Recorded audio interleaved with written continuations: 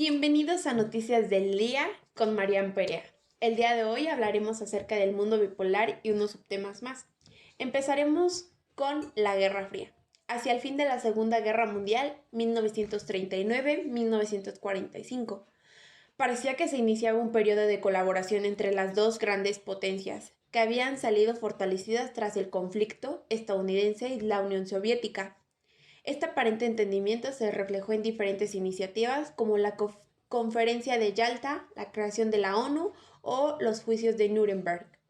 No obstante, el fin de la guerra también implicó la desaparición del único elemento que cohesionó a los aliados, la existencia de un enemigo común concentrado en el eje. Una vez derrotado ese enemigo, las diferencias entre ambos estados se hicieron evidentes.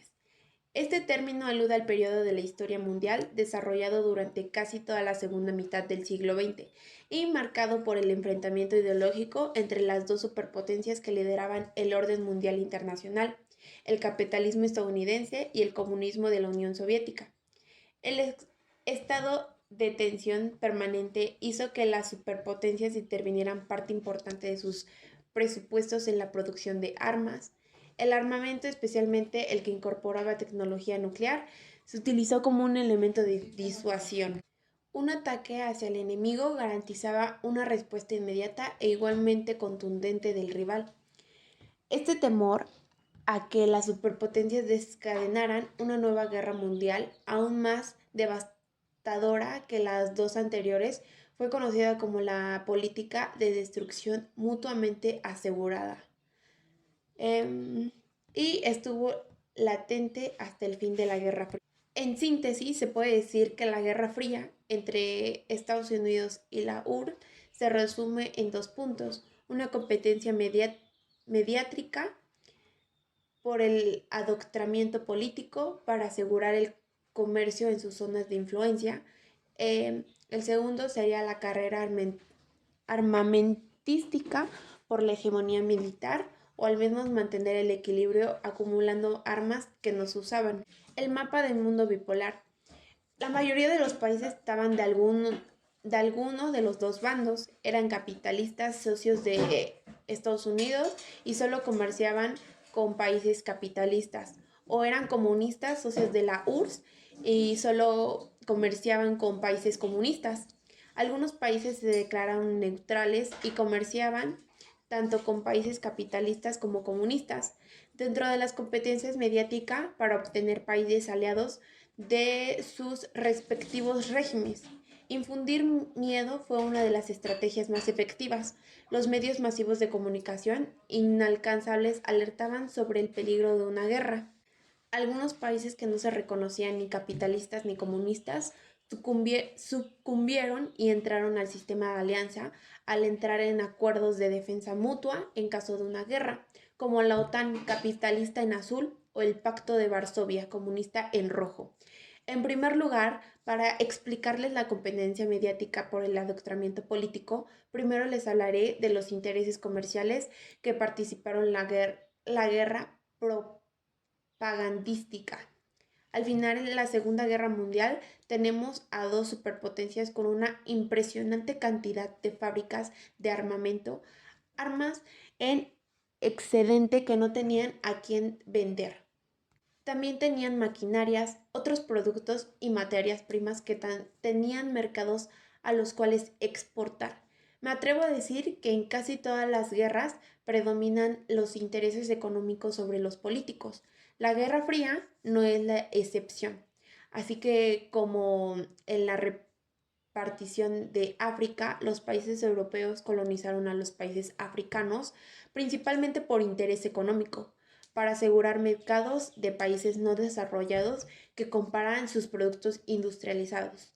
En la Guerra Fría, las superpotencias darían un paso más allá, principalmente con su propaganda y otras formas de intervencionismo. No se lograron cambiar las políticas internas de algunos países.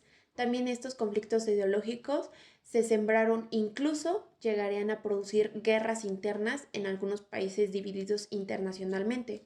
Entonces, Dentro de los motivos económicos que motivaron el actuar de las superpotencias de la Guerra Fría, además de conseguir asegurar mercados exclusivos que compraran sus productos industrializados gracias a su propaganda de adoctrinamiento político.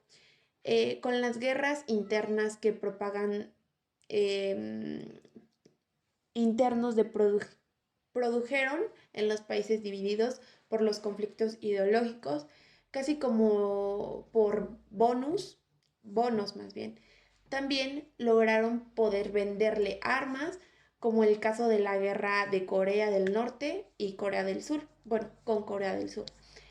Armas que con antes mencioné les sobraban y necesitaban vender. Desde esta mirada, la Guerra Fría se puede entender económicamente como que las dos superpotencias, tanto estadounidenses como la Unión Soviética, competían por conseguir mercados exclusivos de países que lo compararan a ellos y no el rival. En esta similitud con lo que pasó en la repartición de África, pero en vez de colonización se utilizó el adoctrinamiento político. En segundo lugar, hablaremos de que esta competencia mediática por el adoctrinamiento político fue principalmente mediante propaganda en medios de comunicación masivo.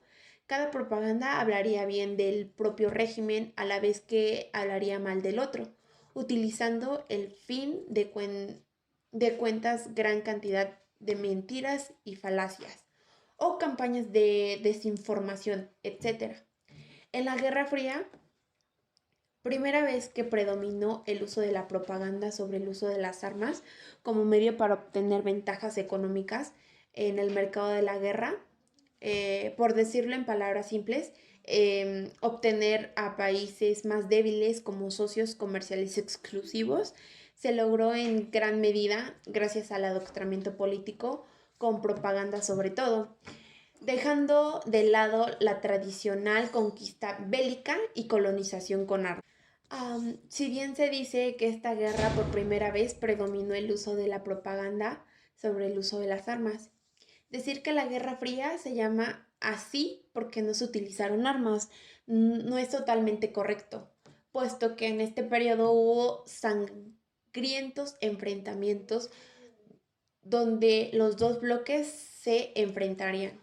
En este contexto se vivieron episodios muy tensos y también etapas de coexistencia pacífica, pero todo el periodo se caracterizó por la división de casi todo el mundo en dos bloques y el desarrollo de diversos conflictos bélicos locales, que enfrentaron indirectamente a las potencias y reflejaron la oposición entre ambas ideologías.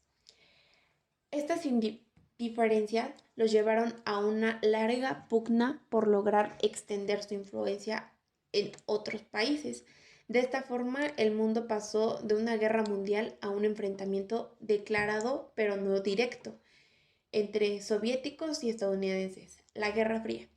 Si Estados Unidos y la Unión Soviética se enfrentaron en guerras, pero en suelo de otros países, de forma indirecta, sin declararse la guerra entre ellos, preservando su seguridad interna y territorio continental intacto.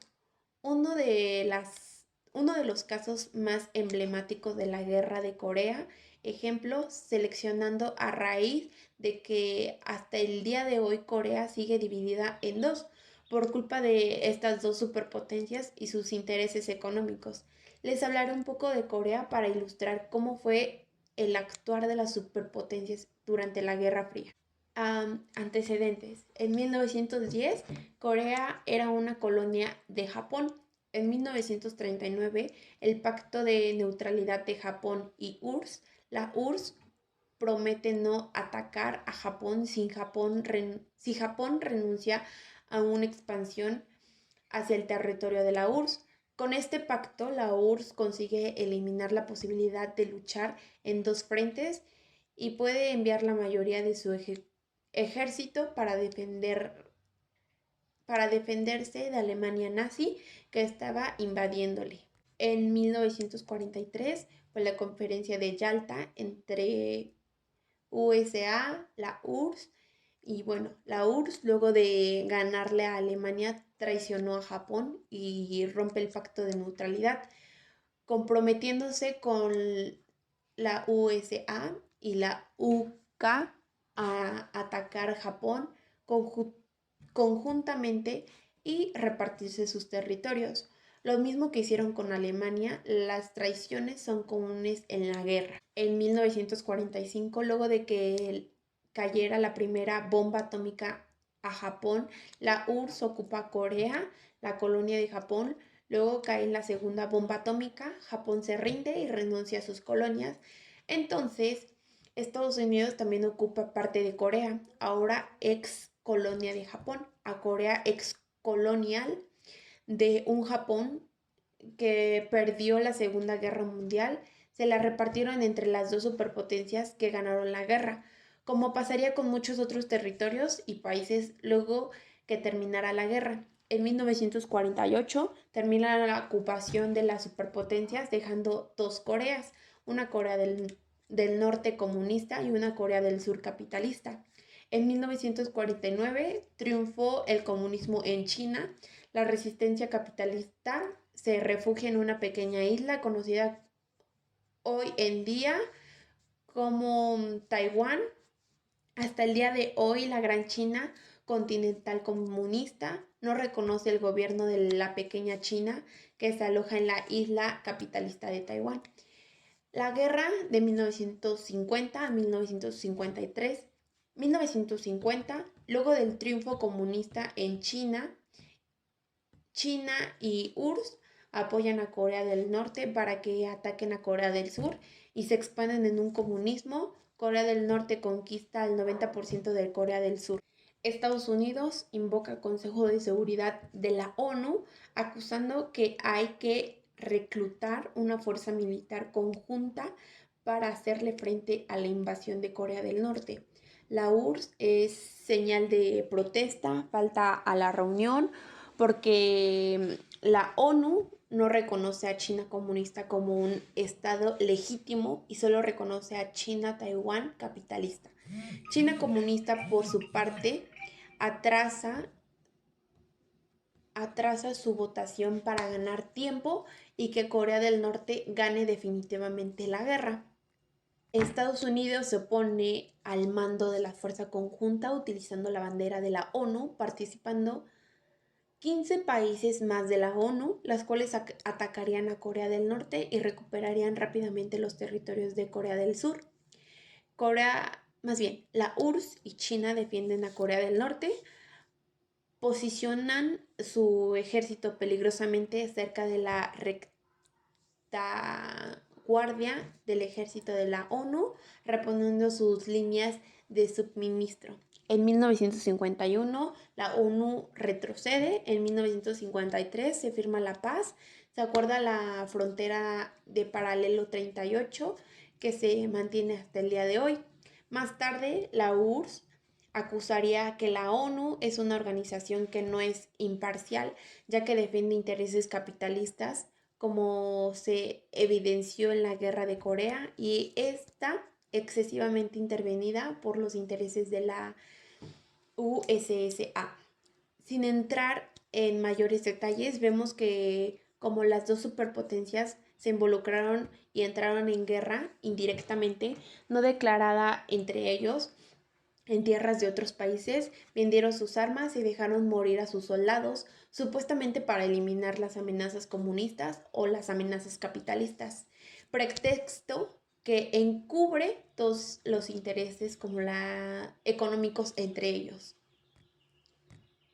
Ok, ¿hasta qué punto estaban dispuestos a acusar devastación en otras tierras por su competencia de que su superpotencia será la dominante? Por dar una cifra, Estados Unidos lanzó 635,000 toneladas de explosivos sobre Corea y 32,000 toneladas de napal incendiaron, acabando con el 15% de la población de Corea del Norte y dejaron 5 millones de personas sin hogar, También morirían extranjeros en aquellas tierras, unos 54.000 estadounidenses y 500 chinos.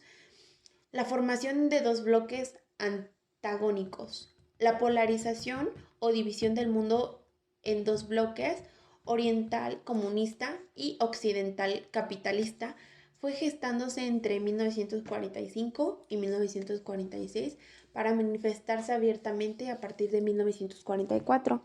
Así se generó un sistema bipolar que estuvo en vigor durante más de 40 años.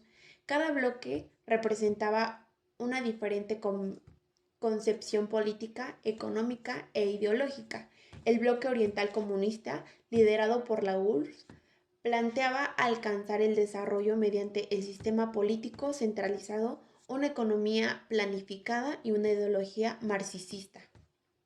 El bloque occidental capitalista, por otra parte, con Estados Unidos a la cabeza, buscaba expandir un sistema político democrático, una política capitalista y una ideología liberal. Pese a que algunos gobiernos procuraran mantenerse neutrales, no alineándose a ninguno de estos bloques, en la práctica, la política interna y las relaciones externas de todos los estados se vieron influidas por el delicado equilibrio de poderes de la Guerra Fría. Las formas de influencia.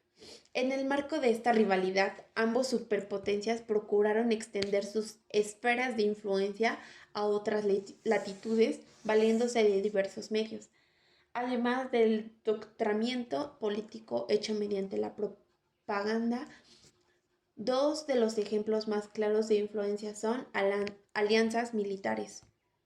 Por un lado, Estados Unidos instauró en 1947 la doctrina Truman, bajo la cual ofreció asistencia militar a toda nación que estuviera dispuesta a resistir las presiones del bloque comunista. Y en 1949 conformó una alianza entre algunos países occidentales conocida como el Tratado del Atlántico Norte, OTAN.